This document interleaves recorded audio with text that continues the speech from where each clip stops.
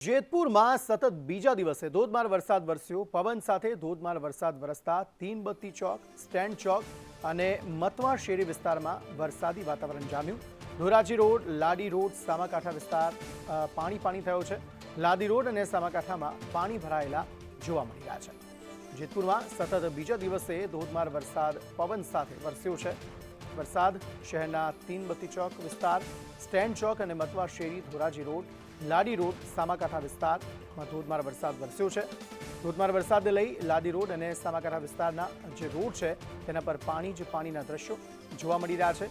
સોસાયટીઓમાં પાણી ભરાઈ ગયા છે થોડા અંશે અને લોકોના ઘર સુધી પણ પાણી જતું રહે તો નવાય નહીં, એટલો સારો વરસાદ અહીંયા વરસી રહ્યો છે। જેતપુરમાં હવામાન વિભાગ દ્વારા સારા વરસાદની આગાહી કરવામાં આવી છે, જેને પગલે હવે સારો એવો વરસાદ થઈ રહ્યો છે।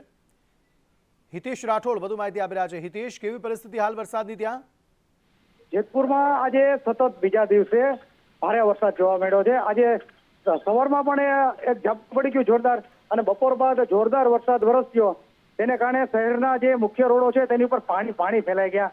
અને બીજી વાત એ કરીએ કે સૌરાષ્ટ્રનો બીજા નંબરનો સૌથી મોટો ડેમ ભાદર ડેમ છે, તેના ઉપરવાસમાં પણ ભારે વરસાદને કારણે અત્યારે ફરીથી ડેમના 7 દરવાજા 2 ફૂટે ખોલવામાં આવ્યા છે અને 39,000 ક્યુસેક જેટલું પાણી વહાવવામાં આવી રહ્યું છે, જેથી નીચાણવાળા વિસ્તારોને પણ ડેમ સાઇટ દ્વારા નદીના પટમાં ન જવાની સૂચના આપવામાં આવી છે। જી, આભાર સમગ્ર માહિતી આપવા માટે।